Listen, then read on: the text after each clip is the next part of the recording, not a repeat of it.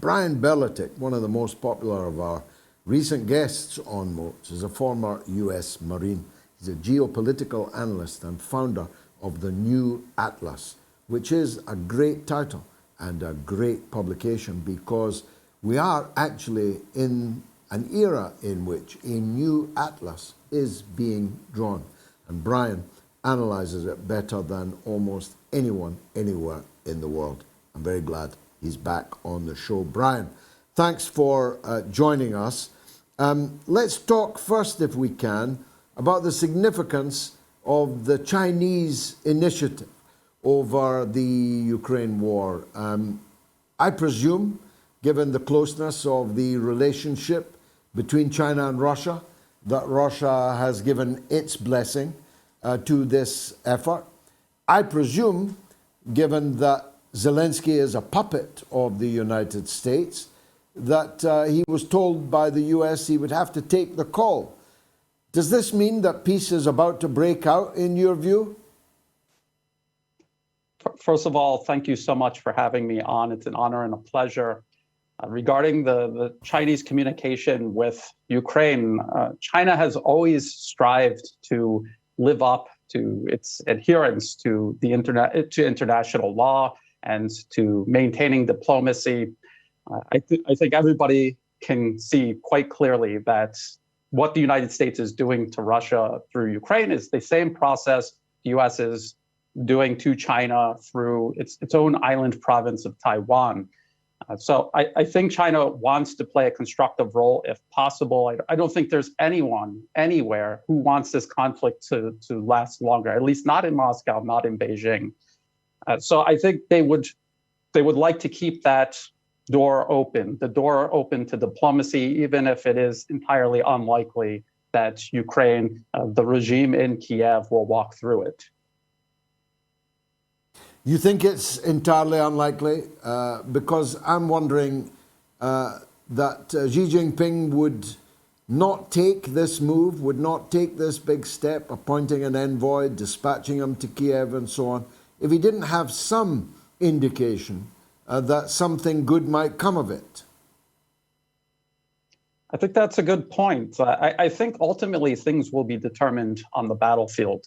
But once that determination happens, this door has already been opened by Beijing, and then the process can begin there. So they're laying the groundwork for something that can possibly happen.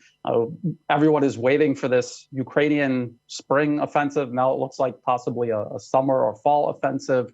And if it goes wrong, I can't really see what other option Ukraine has but to explore the possibilities of diplomacy.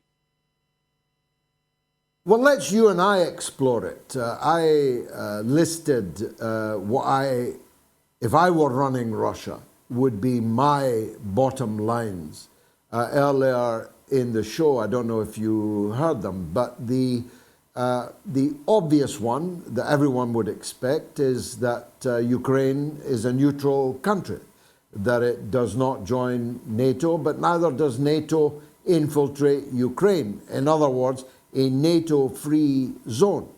That would be, it would seem to me, an obvious top line.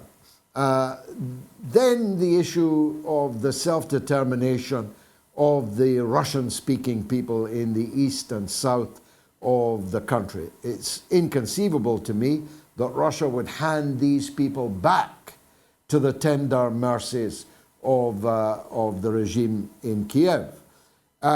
The issue then would boil down to Crimea.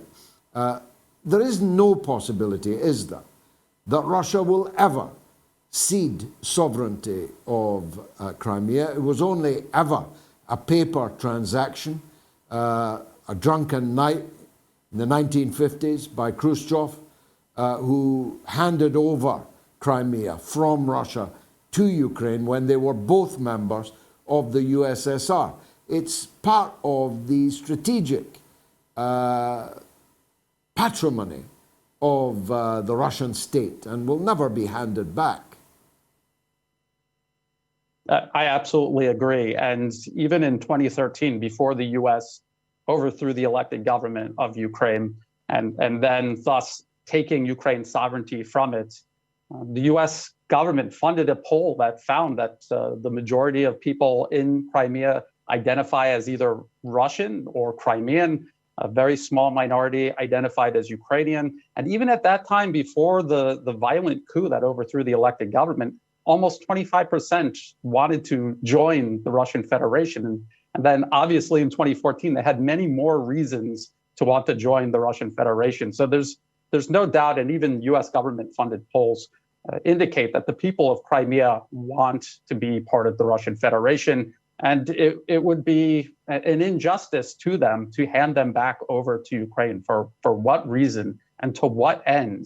And then the other regions, the Russian-speaking regions that Russia now controls, to hand them back to Ukraine, I think it would be very difficult to fathom. And it all ultimately boils down to the fact that the US has captured Ukraine and it is using it as a proxy against Russia. And this is unacceptable to Russia. It's national security interests, it's self-preservation. And that's ultimately what's going to drive whatever diplomacy unfolds. And unfortunately, as long as it is a proxy war that the US is fighting at the expense of Ukrainian blood, not American blood, the US has no incentive to stop this proxy war. And so that's why unfortunately, I believe a lot of this is going to have to be settled on the battlefield first. But at least China is laying the groundwork for the possible follow-on of diplomacy. And yet Zelensky took the call. He had earlier said that he would no longer take a call from China because it didn't come earlier. He took the call. Would he have cleared that with Washington, that he would take the call, that he would exchange envoys with Beijing? Absolutely. Nothing happens in Ukraine unless the US gives the okay. And ultimately, this is a US client regime in power in Kiev. This is essentially a US proxy war being waged against Russia. It is not a war between Russia and Ukraine. And I think China resisted calling sooner because it would have just played into the hands of the US and this narrative that they're trying to create, that Russia is isolated on the international stage, that everyone is talking with Kiev and it's Russia standing alone. But also they do have an obligation to diplomacy and international law, so that they're playing a balancing game here. And they also are fully aware that they are next. After Russia, the US is coming after China. Well, no one who saw the crowd around Mr. Lavrov in the Security Council at the UN this week could possibly imagine that Russia is in any way isolated. Mr. Lavrov is by far and away the most popular international diplomat in the whole world, possibly that there has ever been. His press conferences, his speech at the UN was as fine a speech as I have ever seen delivered at the UN. So their isolation of Russia is not going at all well. But let's switch to the Chinese track, because I'll argue that the attempts to isolate China are now not going well either.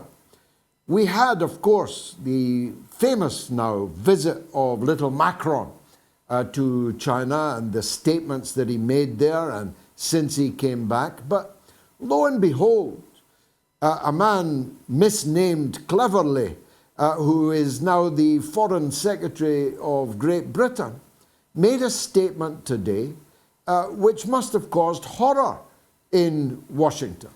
He said that for Britain to declare a new Cold War with China would be against Britain's national interest, and that Britain has no intention of doing so, appearing to side with Macron on this set of issues rather than Washington. And of course, we had the busy terminus of Beijing over the last few weeks, with the president of Brazil there, with the Prime Minister of Germany there, then the foreign minister of Germany there.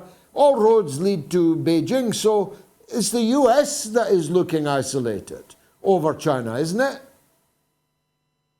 It is the United States, and it's also anyone who is going to side with them in this growing tension. Unfortunately, while it is very true that it is not in anyone's interest in Europe to side against China, it was never in Europe's interest to side against Russia. Look at what Germany, for example, has done to itself. And I thought it implausible that they would do so much damage to themselves. And yet here we are. And this is what they've done. They've allowed the Nord Stream pipelines to be destroyed. They haven't said a single word about it. And there's no sign that they're going to relent in supporting the US proxy war against Russia and Ukraine. So it's illogical for Europe to then move on to China and side with the United States in yet another conflict. And yet it was illogical for them to do this with Russia. So I hope that they're starting to come to their senses. But unfortunately, their track record is to say these things, but not really actually follow through with them. Now, you'll have been following, as I am, the BRICS. The existing BRICS are now bigger than the G7. And there's a queue a mile long waiting to join the BRICS.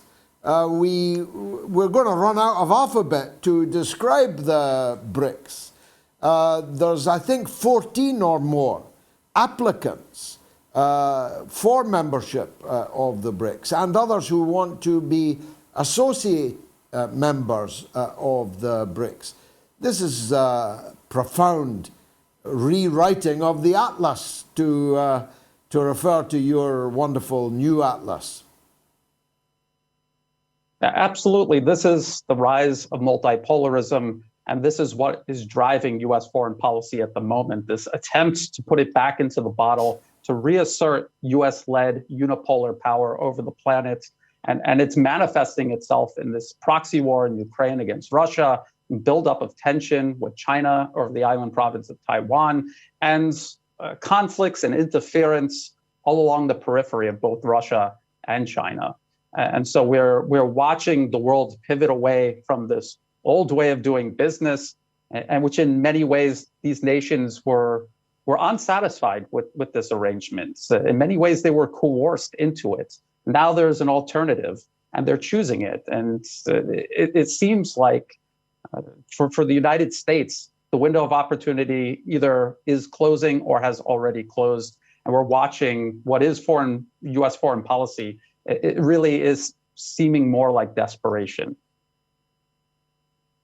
Now, lastly, Africa is, of course, an increasingly important part of the world economic map, possibly the richest of all continents, 1 billion people, increasingly acting in concert with each other, shaking off the colonial chains in a way that hasn't been seen since independence. And lo and behold, now we've got another civil war popping up in the Sudan. What's going on there, Brian?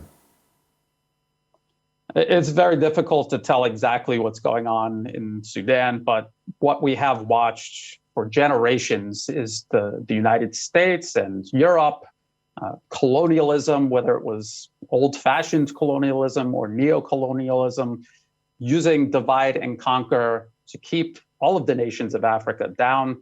And this is what has allowed the West to basically loot the continents, again, for generations. And now we see China and Russia coming in. They have a different approach. They're investing in these countries. They are working with these people, not imposing themselves upon these people. And we can see what's happening. Nations are rising up.